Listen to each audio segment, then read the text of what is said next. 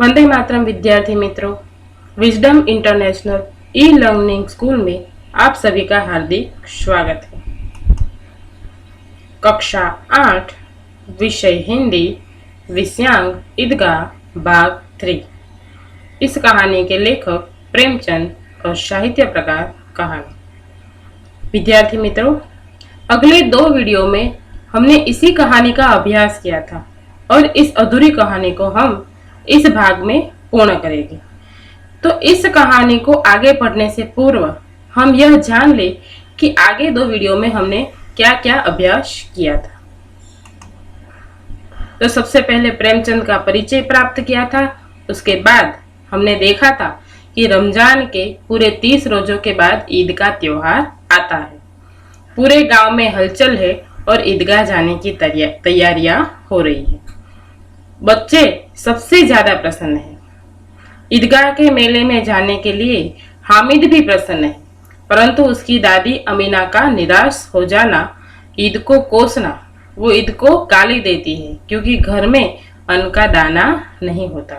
हामिद का गांव के बच्चों के साथ ईदगाह जाना, ईदगाह में नमाज पढ़ने के बाद मेले में जाना, हामिद के सभी साथियों का मेले में चरखियों में बैठना, बाद में खिलौने खरीदना, मिठाइयाँ खाना।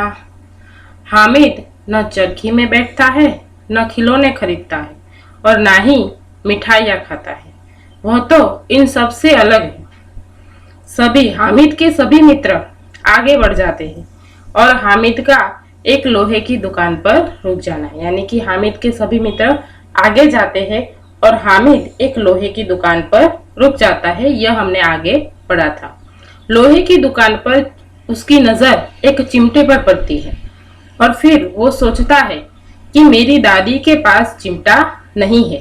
तवे से रोटियां उतारते वक्त उसके हाथ हमेशा जल जाते थे, इसीलिए वो चिमटा खरीदने के बारे में सोचता है और कहता है कि अगर मैं चिमटा खरीद लूं तो किसी काम की वस्तु मेरे घर में आ जाएगी। तो विद्यार्थी मित्रों, हमने यहाँ तक पाठ की पढ़ाई की थी, तो इसके आगे हम पढ़ाई करेंगे। हामिद के साथी आगे बढ़ गए। सबील पर शरबत पी रहे हैं। देखो सब कितने लालची है। इतनी मिठाइयाँ ली, मुझे किसी ने भी नहीं दी। उस पर कहते हैं मेरे साथ चलो, मेरा यह काम करो, मेरा वह काम करो। अब अगर किसी ने कोई काम करने को कहा तो पूछूंगा, खाइए मिठाइयाँ, आपका मुंह सड़ेगा, फोड़े फुसियाँ निकलेगी, आपकी जबान ही चटोरी हो जाएगी।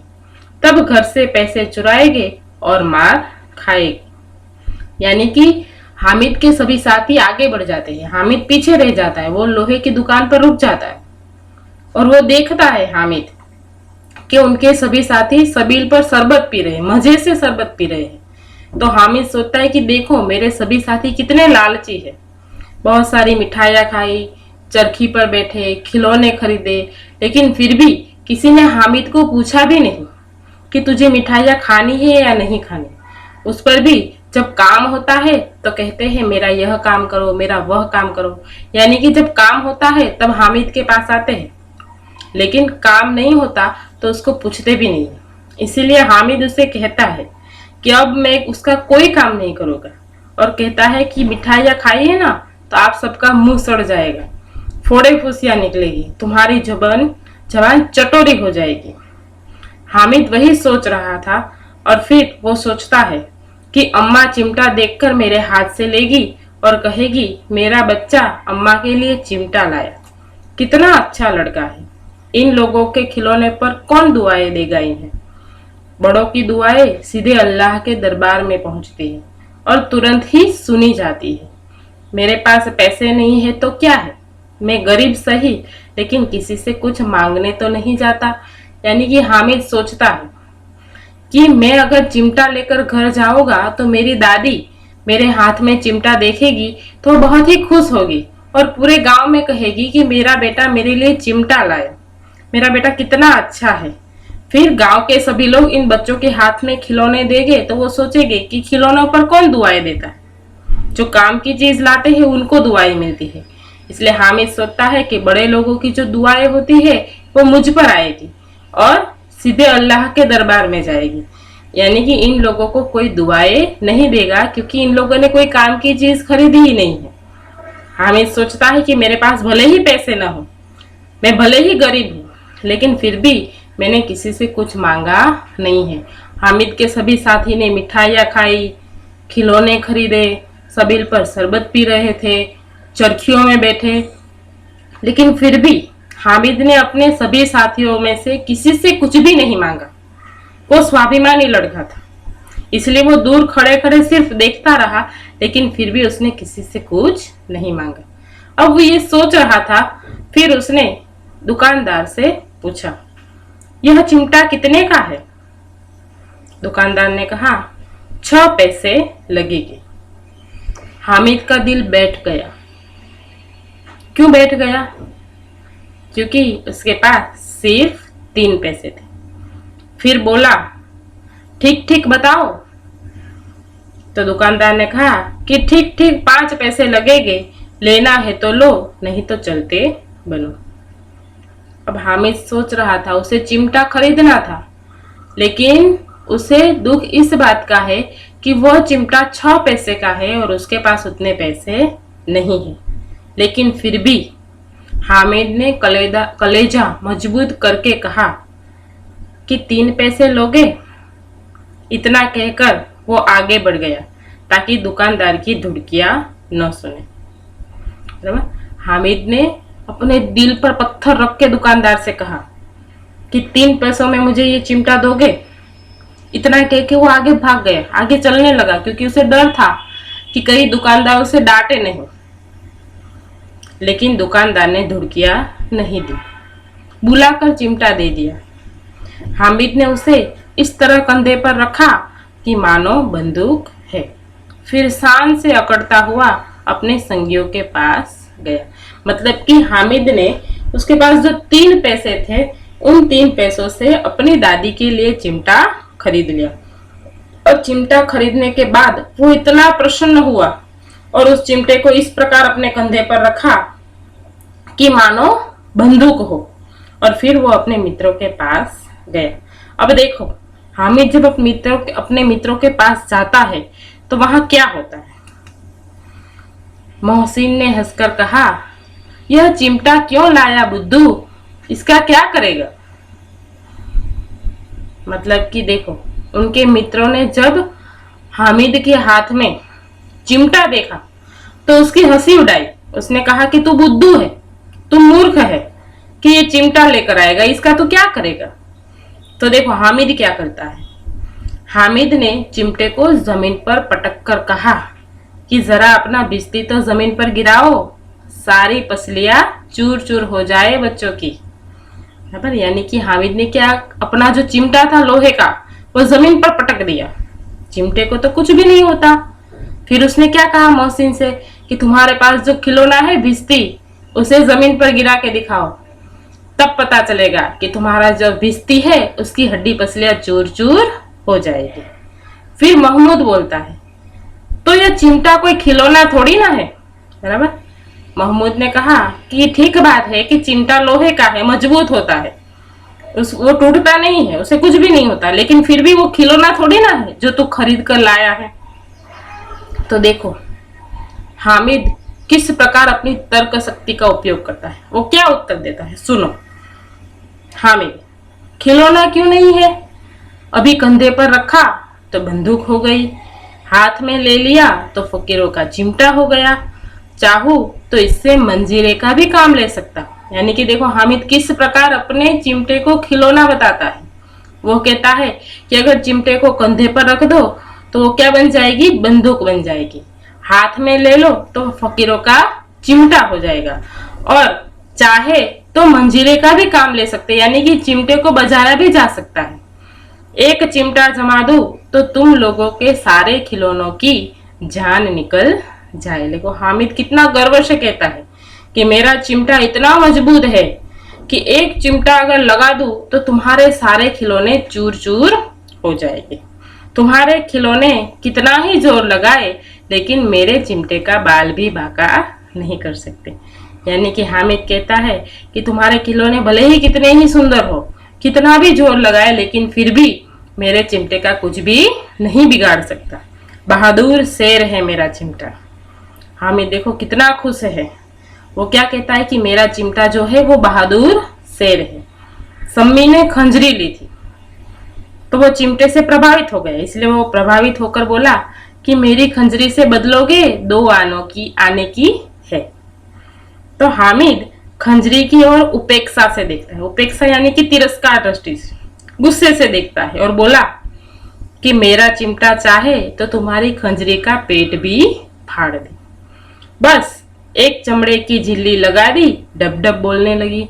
यानी कि वो क्या कहता है कि तुम्हारे पास जो खंजरी है, अगर मेरा चिमटा चाहे तो तुम्हारी खंजरी का पेट भी फाड़ सकता है। एक चमड़े की झिल्ली लगाने से वो डब डब बोलने लगती है, वो मजबूत नहीं होती, जरा सा पानी लग जाए तो खत्म हो जाएगी। मेरा बहादुर चिमटा आग में, पानी में, आंधी में, तूफान में बराबर डटा रहेगा।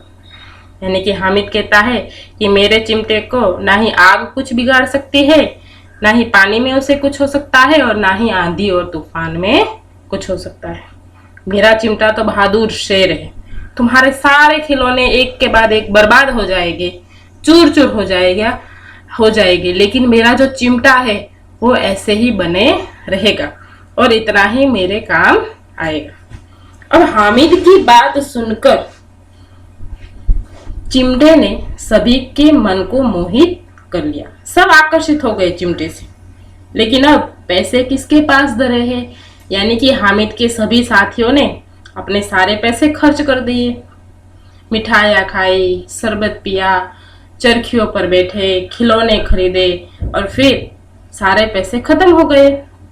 और फिर वहां से मेले से आगे भी निकल चुके थे, यानी कि मेले से बहुत दूर निकल आए थे। धूप तेज हो रही थी और घर पहुंचने की जल्दी थी। अब वो बच्चे मन ही मन सोच रहे हैं कि अब क्या किया जाए। हमने जो खिलौने खरीदे उससे तो कई अच्छा खिलौना हामिद ने खरीदा है।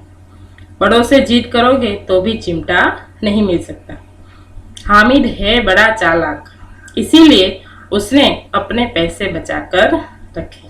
यानी कि हामिद के सभी साथी अब सोचने लगे कि हमें भी चिमटा चाहिए।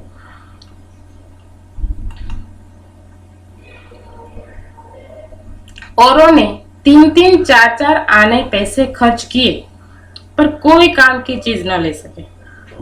हामिद ने 3 पैसों में रंग जमा लिया।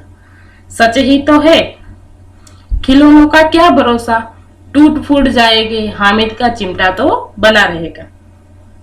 मतलब कि हामिद के सभी साथी सोचते हैं कि हम सबने कई सारे पैसे खर्च किए लेकिन फिर भी कोई काम की चीज नहीं ले पाए, और हामिद ने तो सिर्फ 3 पैसों में रंग जमा लिया। क्योंकि खिलौनों का क्या भरोसा, आज नहीं तो कल वो टूट ही जाएंगे। फिर मोहसिन कहता कि जरा अपना चिमटा दो, हम भी देखे, तुम हमारा बिस्ती लेकर देखो। यानी कि हामिद के सभी साथी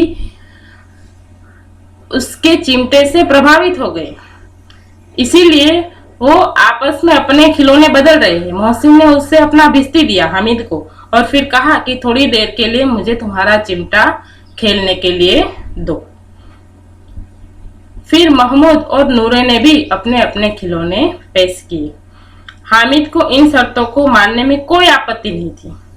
चिमटा बारी बारी से सबके हाथ में गया और उनके खिलौने बारी बारी से हामिद के हाथ में आए। कितने खूबसूरत खिलौने। यानी कि हामिद को 2 मौके मिल गए, एक तो चिमटा भी खरीद लिया और दूसरी बात कि वो जो सुंदर खिलौने थे जो हामिद को बहुत पसंद थे वो बारी बारी से उसे खेलने को भी मिल गए। उनके मन में जो इच्छा थी सुंदर खिलौनों से खेलने की, वो इच्छा भी उसकी पूरी हो गई। रास्ते में महमूद को भूख लगी थी, उसके बाप ने केले खाने के लिए दिए थे। महमूद ने केवल हामिद को अपना साथी बनाया, उसके अन्य मित्र मुंह ताकते रह गए। यह उस चिमटे का प्रभाव था। यानी कि हामिद के सभी साथी थे, उसमें महमूद जो था उसे बहुत भूख लगी थी तो उसके पास केले थे, तो उसने किसी को केला नहीं दिया खाने के लिए, सिर्फ और सिर्फ हामिद को दिया। और यह किसका प्रभाव था? चिमटे का। यह चिमटा इतना प्रभावशाली हो गया कि सब हामिद और हामिद के चिमटे के बहुत अच्छे मित्र बन गए। अब 11 बज गए और सभी लोग मेले में से घर वापस पहुंच गए।